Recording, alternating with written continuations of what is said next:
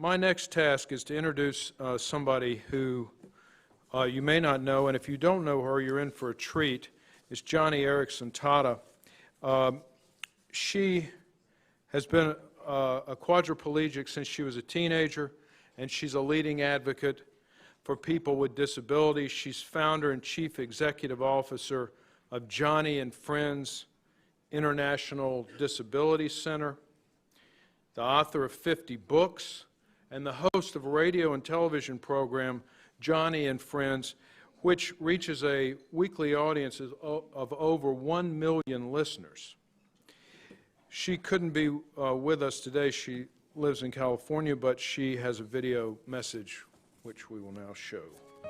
Hi friends, I'm Joni Eareckson Tada of the Joni and Friends International Disability Center here in Southern California. And I am so grateful for this chance to share a few words with you at this special conference marking the 40th anniversary of Roe versus Wade, a decision which initially many Americans thought only involved a woman's right to choose. But when the Supreme Court ruled that a woman has the right to end the life of that child that's inside of her, the implications went far beyond her womb. Because once the court dismantled safeguards around the life of the weakest and most vulnerable among us, an unborn child, then the rights of all of us become exposed, especially others who are weak and vulnerable, quadriplegics like me, or the elderly, the mentally ill, people in comas, those with intellectual impairments, and newborns with significant disabilities.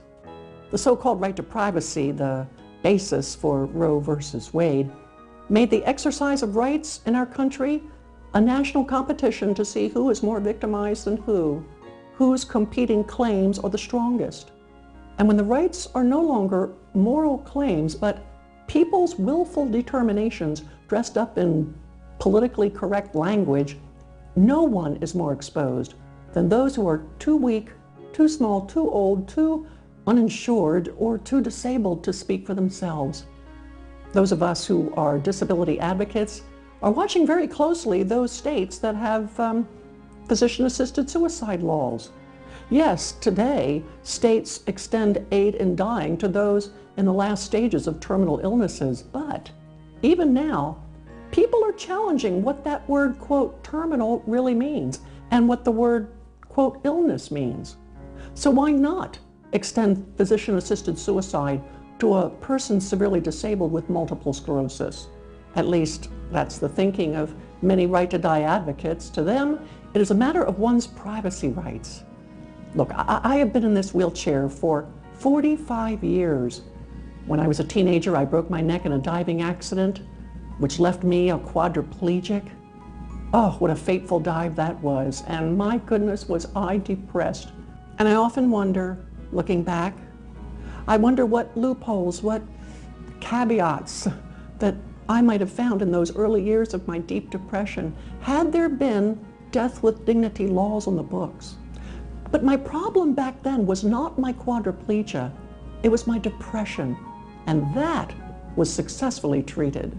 The Roe versus Wade decision also began the slow erosion of the public consensus, which up until that time agreed that life is indeed sacred, that it's worth protecting, worth defending. After all, if one's conscience becomes inured or calloused toward an unborn child, then it's easier to diminish the life value of, let's say, someone who is brain injured and in a coma. I've seen it happen. And so now, 40 years later, no longer does the public consensus unite around the moral premise that all life is precious. Instead, the public sympathizes with the depressed quadriplegic who wants to end his life. Why not remove the life supports from a person in a coma? Why not euthanize the newborn with multiple disabilities? Why not refuse treatment for an elderly person, especially in this day when healthcare dollars are so scarce? From physician-assisted suicide to embryonic stem cell research to infanticide and so much more, the disregard for the sacredness of life, it can all be traced back to Roe versus Wade. It's all about treating people as, well, people. People who have inherent worth and dignity, whether they are quadriplegics like me, or the elderly, the unborn, or the newborn with multiple disabilities? Psalm 82 says, quote, "Defend the cause of the weak, maintain the rights of the poor and oppressed, rescue the weak and needy." That is some command. And people with disabilities need advocates like you who will courageously champion the vulnerable, the elderly, those with handicapping conditions, and the medically fragile. People like you who will redefine rights as moral claims based on absolute values. People who will recognize that we are image bearers of a creator God and therefore have intrinsic worth. So, on behalf of the many Americans with disabilities like me, thank you for explaining to your friends and colleagues just how damaging, just how dangerous Roe versus Wade is. Yes, of course, to the unborn child, but also to others at risk. Just because they're too weak or too old or too disabled, just because they lack a strong voice, be their voice. Thank you for your support for life, because all life is worth living. And I say that as a quadriplegic who deals daily with chronic pain and recently battled stage 3 breast cancer. Life is worth the battle. And that's why your participation in this conference matters. So on behalf of the people God was thinking of in Psalm 82, bless you and thank you for listening.